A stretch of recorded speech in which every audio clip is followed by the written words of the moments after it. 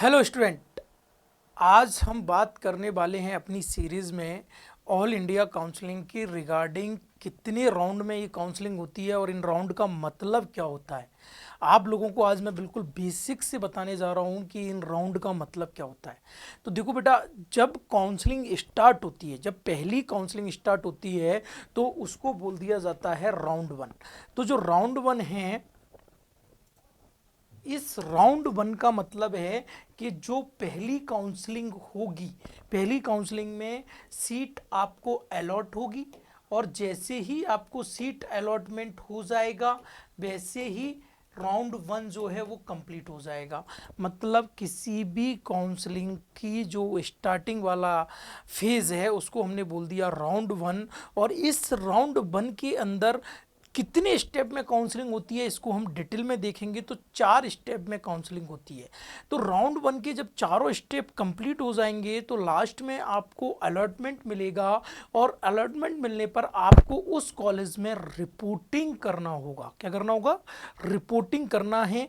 तो ये जो रिपोर्टिंग करने के बाद अब राउंड टू क्यों होता है इसकी बात कर लेते हैं। राउंड टू क्या होता है? तो जैसे ही राउंड वन कंप्लीट हुआ, आपको सीट अलॉट हो गई, आपने वहां पर रिपोर्ट किया नहीं किया, इन सबको राउंड वन कंप्लीट होने के बाद कैलकुलेट किया जाता है कि हमने जितने बच्चों को सीट अलॉट किया उनमें से कितने बच्चे सीट पर कंफर्मेशन देने के लिए पहुंचे हैं।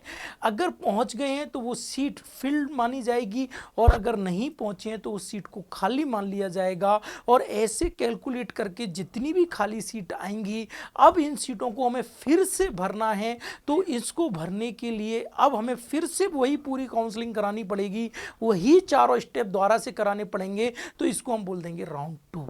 मतलब राउंड वन में सीट खाली रह गई है, उस सीट को हमें फिल करना है। तो उस फिल करने के लिए फिर से वही प्रोसेस को रिपीट करना है, इसको हम बोल देते हैं राउंड टू। इनके बारे में डिटेल में आपको बताता रहूँगा, लाइव सेशन में भी बताता रहूँगा। अभी डिटेल और बहुत सारे वीडियो इन्हीं पे चलने वाले हैं। अब जब हमने राउंड टू की बात कर ली कि सर वो जो सीटें राउंड वन में खाली रह गई थी उनको फिर से भरने की प्रोसेस को बोल दिया हमने राउंड टू। और जब ये राउंड टू कंप्लीट हो गया तो फिर आपको सारी सीटें अलॉट कर दी गई, लेकिन किसी कारण से, और वो जो जाना पहचाना कारण वो है कि बच्चा अपनी स्टेट में सीट को अप कर लेता है, तो किसी कारण से फिर भी सीट नहीं भरी या बच्चे रिपोर्ट करने नहीं गए तो जितनों पर रिपोर्ट हुआ उनको तो फुल मान लिया, जिन पर रिपोर्ट नहीं हुआ उनको खाली मान लिया।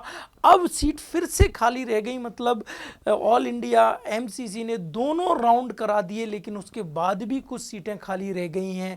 अब जो एमसीसी है वो क्या करने वाला है, तो अब वो दो पार्ट में डिवाइड कर देता है। अगर वो सीट जो खाली रही है वो स्टेट गवर्नमेंट की सीट है, स्टेट गवर्नमेंट कॉलेज की सीट है, तो वो उस सीट को वापस उसी स्टेट को दे देता है, क्योंकि इस राउंड टू के बाद स्टेट का भी राउंड टू स्टार्ट होता है। तो वो बोल देता है कि इन सीट को आप अपने स्टेट के अकॉर्डिंग भर लीजिए। और इसको बोला जाता है कि सीटें ऑल इंडिया से रिवर्ट्स आ गई। रिवर्ट मतलब वापस आ गई हैं ऑल इंडिया से। दूसरी तरफ जो सेंट्रल यूनिवर्सिटी और डीम्ड यूनिवर्सिटी हैं, इनके लिए कोई भी स्टेट रिस्पॉन्सिबल नहीं है, क्योंकि इनकी सारी की सारी काउंसलिंग करानी पड़ रही है एमसीसी को।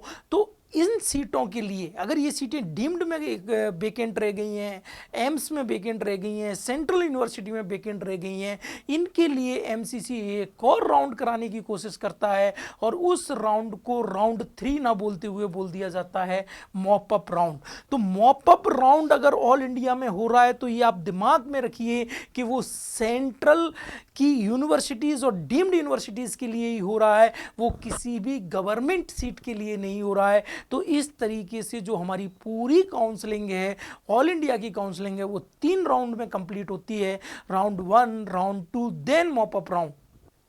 और मॉप अप राउंड के बाद इस काउंसलिंग को फिनिश कर दिया जाता है। और इसके बाद अगले वीडियो में मैं आपको लेके आने वाला हूं कि स्टेट काउंसलिंग के कितने राउंड होते हैं और उस बारे में अपन डिटेल बात करेंगे। आप इस कोर्स को अगर लिए हो तो मैं आपको बोल दूं कि मैं समय समय पर इसको अपडेट भी करता रहूँगा। साथ ही मैं हर एक आपके क्वेश्चन आंसर के लिए, आपकी हर डाउट के लिए लाइव सेशन ज़रूर रखूँगा। और लाइव सेशन में आप, मुझे पता है कि मेरा वीडियो देखने के बाद हो सकता है आपके माइंड में बहुत सारे क्वेश्चन एराइजेज हो रहे हों, हालांकि मैंने कोशिश की है कि सारे क्वेश्चनों को कंप्लीट कर दिया जाए, इसलिए मैंने बहुत छोटे छोटे वीडियो बनाए हैं, हर एक बात को बेसिक से लेके मैंने वीडियो बनाए हैं। लेकिन फिर भी अगर कोई क्वेश्चन आंसर आपके माइंड में है तो मैं लाइव आऊँगा इन्हीं सारी चीज़ों को डिस्कस करने के लिए। Thank you.